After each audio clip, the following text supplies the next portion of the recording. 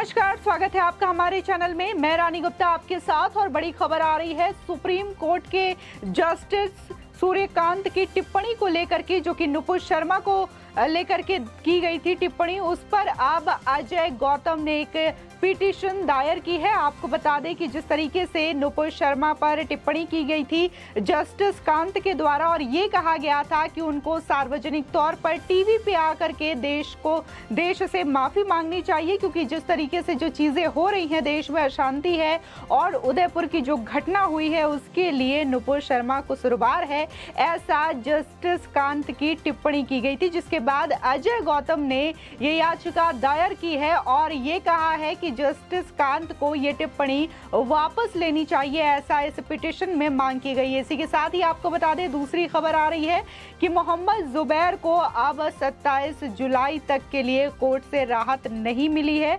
उनकी याचिका को खारिज कर दिया है। यानी कि ये कहना गलत नहीं होगा कि मोहम्मद जुबैर को एक बार फिर से दिल्ली हाई कोर्ट से बड़ा झटका लगा है, क्योंकि उनकी याचिका को रद्द कर दिया गया है, राहत देने के लिए इनकार कर दिया गया है। आपको बता दें, वहीं नुपुर शर्मा के मामले और कोर्ट के मामले पर बोलते हुए असदुद्दीन ओवैसी ने कहा कि हम पीएम मोदी से मांग करते हैं कि नुपुर शर्मा को गिरफ्तार किया जाना चाहिए और कानून को अपना काम करने देना चाहिए। साथ ही उन्होंने कहा कि बीजेपी उन्हें क्यों बचाना चाह रही है। बीजेपी ने सुप्रीम कोर्ट द्वारा गुजरात क्लीन चिट का श्रेय लिया। अब उन्हें ये देखना होगा कि नुपुर शर्मा के बारे में सुप्रीम कोर्ट ने क्या कहा, ये मायने रखता है। आपको बता दें, इसी के साथ ही जो सुप्रीम कोर्ट के जस्टिस सूर्यकांत की टिप्पणी आई है नुपुर शर्मा को लेकर के, तो इस पर भी राहुल गांधी बोलते हुए नजर आए हैं। आपको बता दें, कांग्रेस नेता राहुल गांधी ने कहा कि बीजेपी और आरएसएस मिलकर इस देश का माहौल खराब करने की कोशिश कर रही है। सीधे सीधे आरएसएस और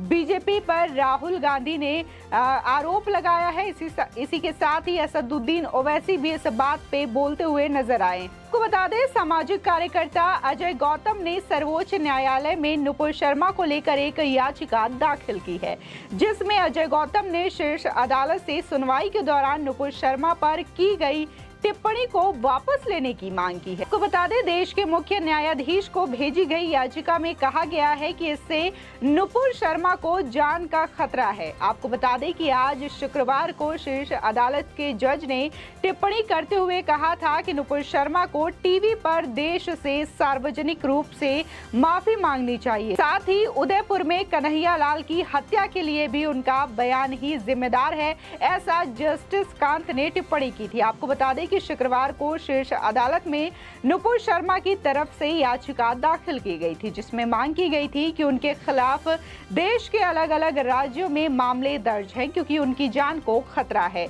इसलिए उनके सभी मामले दिल्ली में ट्रांसफर कर दिए जाए। मगर सुप्रीम कोर्ट ने नाराजगी प्रकट करते हुए कहा कि इसे पहले उच्च न्यायालय में दाखिल किया जाना था। इसी के साथ ही आपको बता दें, अब शीर्ष अदालत में एक नई याचिका दाखिल की गई है। सामाजिक कार्यकर्ता अजय गौतम की तरफ से दायर की गई याचिका में ये मांग की गई है कि नुपुर शर्मा मामले में सुनवाई करते हुए सर्वोच्च न्यायालय की टिप्पणी को वापस लिया जाना चाहिए। आपको बता दें कि याचिका इसके पीछे दलील दी गई है कि इससे नुपुर शर्मा की जान को खतरा हो सकता है, उन्हें फेयर ट्रायल का अवसर दिया जाना चाहिए। आपको बता दें, जिस तरीके से ये टिप्पणी की गई थी नुपुर शर्मा को लेकर के जस्टिस कांत की तरफ से, तो जिसके बाद ये जो बयान है वो जब सोशल मीडिया पर आया, इस टिप्पणी का खुलासा जब सोशल मीडिया पर हुआ, तब जो लोग हैं वो लगातार इस बात से आक्रोश दिखा रहे थे और नुपुर शर्मा का समर्थन करते हुए भी दिखाई दे रहे थे।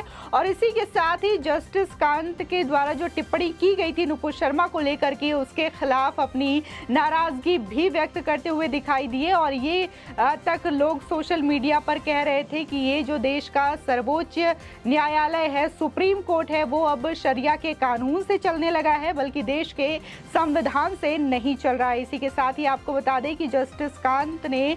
नुपुर शर्मा पर टिप्पणी करते हुए ये तक कह दिया था कि जिस तरीके से देश के हालात है इस वक्त, वो उन्हीं के बयान की वजह से। इसी के साथ ही जब उनके वकील के द्वारा कहा गया कि उन्होंने जिस तरीके से टीवी डिबेट शो में उनके द्वारा ये बयान दिया गया था, किसी आधिकारिक तौर पर ये बयान नहीं दिया गया था, बल्कि एक टीवी शो के डिबेट में नुपुर शर्मा को उकसाने की वजह से इस तरीके की बयान उनके द्वारा दी गई थी, जिसके बावजूद जस्टिस कांत ने ये टिप्पणी नुपुर शर्मा को लेकर के की थी। इसी के साथ ही जब बताया गया कि उनकी जान को खतरा है, तब जस्टिस कांत ने ये टिप्पणी की और कहा कि ये देश के लिए खतरा बन चुकी हैं और इसकी वजह से देश में खतरा हो रहा है, जिसके बाद लोगों ने खुलकर सोशल मीडिया पर इस बात का विरोध दर्ज कराया। आपको बता दें, वहीं दूसरी ओर बड़ी खबर ये आ रही है कि मोहम्मद जुबैर को 27 जून को दिल्ली पुलिस ने अपने एक ट्वीट के जरिए धार्मिक भावनाओं को आहत करने के आरोप में गिरफ्तार किया गया था और अब उसी दिन निचली अदालत ने एक दिन की पुलिस हिरासत में भी मोहम्मद जुबैर को भेज दिया था। आपको बता दें कि एक दिन की हिरासत में पूछताछ की समाप्ति पर पेश किए जाने के बाद मुख्य मेट्रोपॉलिटन मजिस्ट्रेट स्निग्धा सवरिया ने उनकी हिरासत 4 दिनों के लिए बढ़ा दी थी। आपको बता दें, इसी के साथ ही निचली अदालत के आदेश के मुताबिक जुबैर को 4 दिन की पुलिस रिमांड खत्म होने पर 2 जुलाई को उनके समक्ष पेश किया जाएगा। इसी के साथ ही इस महीने की शुरुआत में जुबैर के खिलाफ धारा 153A यानी कि धर्म, जाति, जन्म स्थान, भाषा आदि के आधार पर विभिन्न समूहों के बीच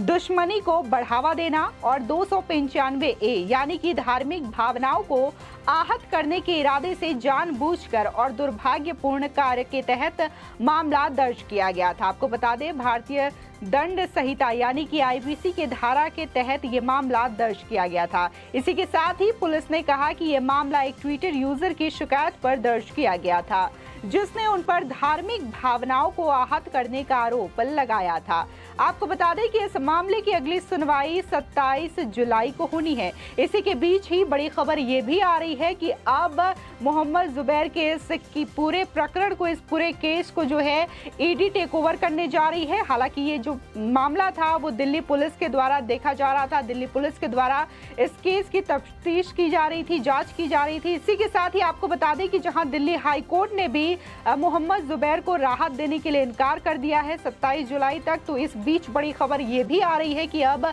इस केस की जांच जो है अब ED के द्वारा किया जाएगा। हालांकि जिस तरीके से मोहम्मद जुबैर पर बार बार ये आरोप लगते आए हैं और जिस तरीके से उनके ट्विटर और फेसबुक अकाउंट की अगर चीज़ें हम देखें तो उनमें कहीं ना कहीं ये पाया जाता है कि किस तरीके से वो हिंदू देवी देवताओं का अपमान करते हुए दिखाई देते हैं, उसको लेकर के वो पोस्ट करते हुए दिखाई देते हैं। और जिस तरीके से नुपुर शर्मा का ये जो प्रकरण चल रहा है इस वक्त पूरे देश में, जिस तरीके से उनके बयानों की वजह से कहा जा रहा है कि हिंसा पनप रही है विभिन्न हिस्सों में, तो नुपुर शर्मा ने भी एक बयान दिया था और उन्होंने इस बयान के जरिए कहा था कि एक तथाकथित फैक्ट चेकर है मोहम्मद जुबैर, जिन्होंने मेरे वीडियोस को काट छाट करके पेश किया अपने ट्विटर हैंडल से और ऐसे कैप्शंस दिए जिसकी वजह से आज देश की ये स्थिति है। यानी कि जिस तरीके से मोहम्मद जुबैर जो है फैक्ट चेकिंग के नाम पर इस तरीके की चीजें करते हैं, धार्मिक भावनाओं को आहत करने की कोशिश करते हैं, खासकर